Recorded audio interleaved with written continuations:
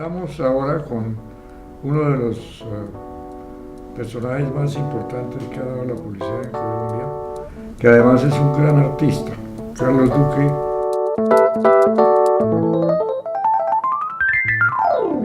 Carlos, ¿tú te acuerdas cómo me conociste? Pues lo que pasa es que tú eras una leyenda cuando yo empecé en el oficio, pues como publicista. Y digo una leyenda, no porque en ese momento lo fuera realmente, sino que te fuiste convirtiendo en una leyenda. Porque liderar una agencia como McCann Erickson, que para mí es la internacional más colombiana que ha habido, y llegar a dirigir pues semejante agencia, pues significaba gran respeto y admiración pues por tu trabajo. ¿Por qué no nos cuentas un poco de tu vida, tu trayectoria vital, artística y laboral? Será muy largo de contar esa historia así, o cómo la resumiríamos. A ver, yo soy una especie de artista que desde el comienzo estuve prestado a la publicidad, diría yo, porque mi gran sueño en mi juventud era estudiar pintura, era ser pintor. Pero conocí en unas vacaciones a Hernán Nichols, que era subgerente de propaganda de época en Cali, y en unas vacaciones me fui a trabajar en la agencia para conocer un poco el tema de la publicidad, y me enamoré del oficio publicitario.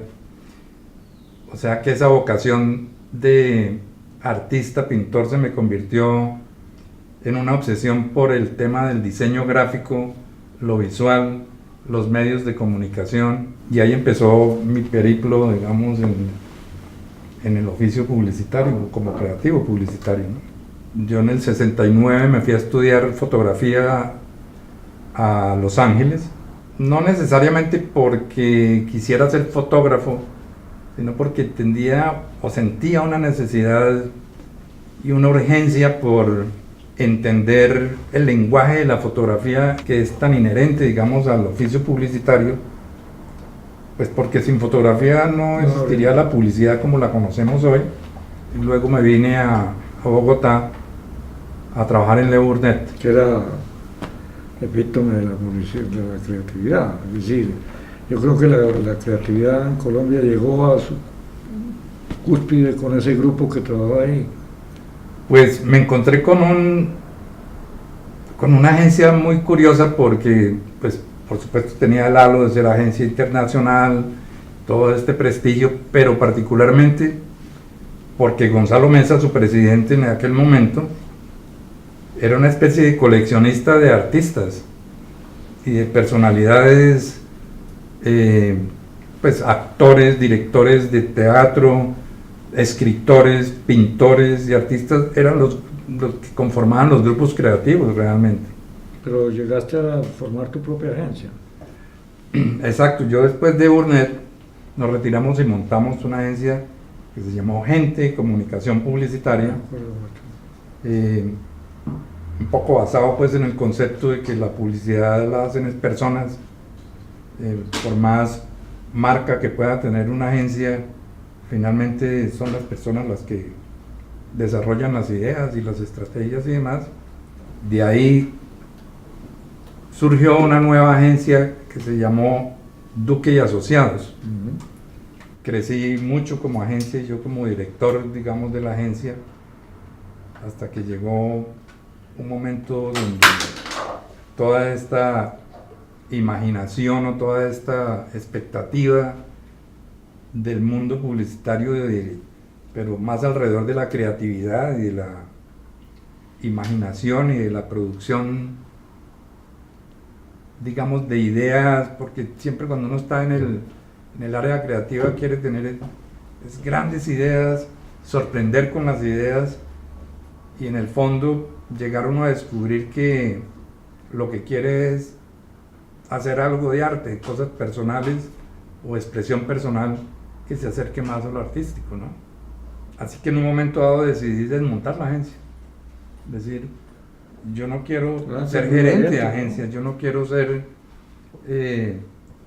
financiero, yo no quiero estar preocupado por los balances, por los medios, por las cuentas de los medios y demás, y decidí desmontar la agencia. Ahora fíjate, eso es una decisión muy valiente, porque tenías una agencia exitosa, seguramente los balances eran buenos, los ingresos eran muy buenos, y el amor al arte. Es una expresión Sí, lo que pasa es que común, pero en tu caso la acabas de describir, ¿verdad? Porque el empresario, el creativo, publicista, pues no necesariamente compagina. Llega un momento en que... pues yo soñaba que compaginara, mejor dicho, yo siempre soñé ser un artista rico y eso no es muy difícil.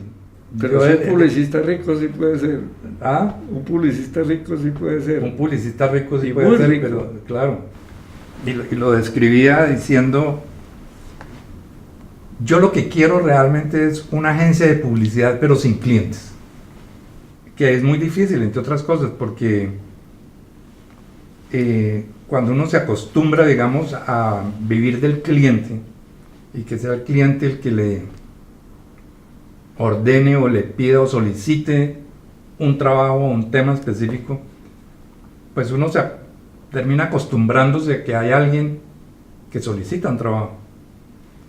Entonces ser uno su propio cliente es muy difícil porque tiene uno que decidir, bueno, cuál es el producto que quiero vender, qué es lo que quiero hacer, y esa no es una decisión fácil, y ahí es donde empieza el mundo del artista, digamos. Yo siempre he tenido, me han preguntado y ha habido discusiones sobre si el publicista es artista o no. Incluso hay unos que dicen que el publicista es el artista frustrado y para poderse manifestar, pues está en ese ámbito que le ayuda a manifestarse. ¿Qué opinas tú sobre eso? La publicidad es la publicidad y el arte es el arte.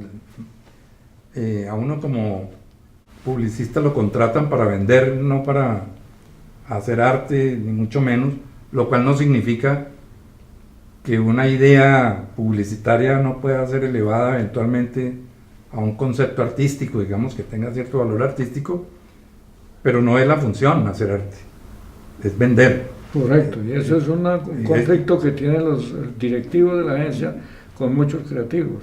Claro, porque entonces, se les olvida que el objetivo de la pieza es vender.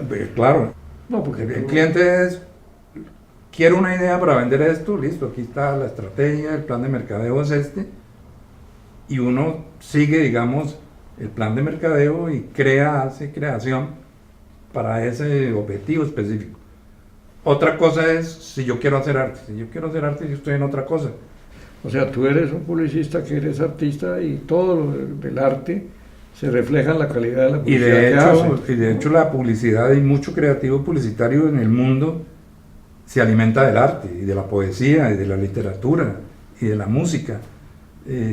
Pues que es el mundo lo que lo alimenta a uno a final de cuentas. Y fíjate no importa en el la oficio visión que esté. de Gonzalo Meza, que yo considero uno de los grandes publicistas de este país. Un día me preguntaron que cuál era el publicista que más admiraba yo, y dije Gonzalo Meza. Y tú acabas de dar una de las fórmulas de ese hombre, que él buscaba profesionales de no necesariamente el mercadeo y la publicidad, sino del humanismo. Y él era el de mercadeo. Correcto. Él siempre nos decía, a ver, ¿cuál es la idea central de acuerdo con la estrategia? Siempre nos llevaba y nos centraba en el tema. Pero fíjate que tenía la habilidad, es decir, sabía que para poder lograr eso necesitaba esos personajes de talento, porque con mercadotecnistas no iba a lograrlo. Y yo venía de la escuela de Nichols, que Nichols tiene una frase famosa que ubica muy bien, digamos, esta forma de pensar y de crear. Nichols decía que la publicidad es el servicio militar de la poesía. Así lo definía él. En tu experiencia de agencia, ¿tú encontraste problema en rechazo a tu idea creativa o no? Pues digamos que el gran enemigo de la creatividad es el cliente por principio, ¿no? Pero no, yo diría que no, bueno, hay clientes de clientes, por supuesto, siempre los ha habido, pero yo diría que una de las responsabilidades grandes que tiene el publicista es desarrollar su capacidad de venta, de seducción, porque el gran problema que tiene la publicidad es la falta de argumentación para vender una idea. Pero bueno, pasemos ahora a un área que definitivamente desde que empezaste has tenido un éxito extraordinario, que es la publicidad política. Yo no creo que se haya hecho en Colombia, ni en publicidad política, ni en publicidad comercial, un afiche tan bueno como el que tú hiciste de Galán. Eso es, yo creo que es memorable. Todo el mundo, de ahora y de antes, tiene que saberlo. Entonces yo quería preguntarte, ¿cómo surge eso? ¿Cómo se te ocurrió y cómo lo hiciste? Galán se apareció con su directora de comunicaciones, que es su cuñada, que era su cuñada pues en ese momento, Maruja Pachón. Se aparecieron en la agencia, estaban buscando agencia, esto era en 82, y me dijeron, nosotros ya mandamos a hacer un afiche. Yo dije, pero ¿qué afiche? Si no tienen campaña, ¿cómo tienen un afiche? ¿Qué afiche mandaron a hacer? Entonces me mostraron una foto, pero era una foto un poco desenfocada. Yo dije, no, denme 3 días, yo les organizo este tema. Y lo que hice fue un dibujo a plumilla en 2 planchas a color en rojo y en negro, y hice una especie de trama manual y funcionó. Y esa es, digamos, el gran reto del diseñador gráfico, del creador de imágenes, crear huella visual que sin necesidad de estarla uno viendo físicamente la pueda memorizar, ¿no? ¿Cómo ves tú la publicidad política ahora? No solamente en Colombia, en todo el mundo. Todo el mundo. Hoy vemos que la publicidad, en lugar de resaltar, digamos, las fortalezas del candidato, lo que hacen es resaltar las debilidades del opositor, pues. Y para eso no tienen hígados, ¿no? Entonces vemos, sacan el video, la foto, la amante, el cheque que no fue o que sí recibió. Y yo estaba acostumbrado a vender las fortalezas del candidato. Las ideas del candidato. Y eso hoy no se usa. Hoy parecería que lo que produce es la perversidad de destruir al enemigo. ¿Cómo es el futuro de la publicidad, tanto la comercial como la política? Difícil hablar del futuro, ¿no? Lo único que yo siento hoy es que el mundo cambió. De hecho, creo que todavía hacemos publicidad de la de antes, cuando el mundo ya está manejando otros lenguajes publicitarios, entre comillas, que ya se confunden con la realidad, porque es el contenido del medio el que está, digamos, manejando la moda, las tendencias. Las redes sociales cambiaron, La explosión. el mundo cambió. De hecho, el tema es la vida simultánea, es vivir el mundo instantáneo. Como es también la actitud vital. Claro, todavía estamos editando y pasando a los medios, pero yo creo que va a llegar un momento donde sencillamente vamos a estar conectados. Bueno, y cuéntame, ¿tú qué consejo le darías a un muchacho que quiere entrar en la publicidad? Yo no sé si yo doy consejos, porque es que los consejos son un poco inútiles, porque eso depende de la llama y el hígado que tenga cada uno. Yo siempre, cuando el papá de un joven que quiere estudiar fotografía o publicidad o algo, me pide un consejo, lo que digo es, póngalo a leer, póngalo a disfrutar el mundo, a mirar el mundo, a estudiarlo, a sentir la gente, que no solamente es ver televisión y estar pegado a Facebook, ¿me entiendes? Porque es que delirio y frenesí de imágenes que se mueven a través de las redes y los medios hoy, hacen que sea muy difícil para ellos crear propio mundo, porque es un mundo que está demasiado contaminado, entonces repiten sus imágenes, ya quieren ser, si yo voy a hacer una imagen, quiero hacer una imagen como la que ya O aunque están no haciendo quiera. los demás. O aunque no quiera, simplemente está la invasión de imágenes que tiene en la cabeza. Ese ya es el lenguaje. Cree que está creando él y no está creando, está repitiendo algo que tiene impregnado en su cerebro, ¿no? Eso está en cada uno, es identifique qué le gusta y dentro de eso que le gusta, escoja cuál es la influencia que Que quiere quiere, tener. pero sí. Y No, pues eso me es alegro fabuloso. mucho todo, pues volverte a ver Muchas gracias, Carlos. y verte pues en estas lides, porque pues dejar ese retiro delicioso que tenías ahí tú para estar disfrutando del merecido descanso y sales a la gente de los medios, te felicito. Muchas gracias, Carlos. Un gran Te agradezco encuentro, un mucho. grato encuentro.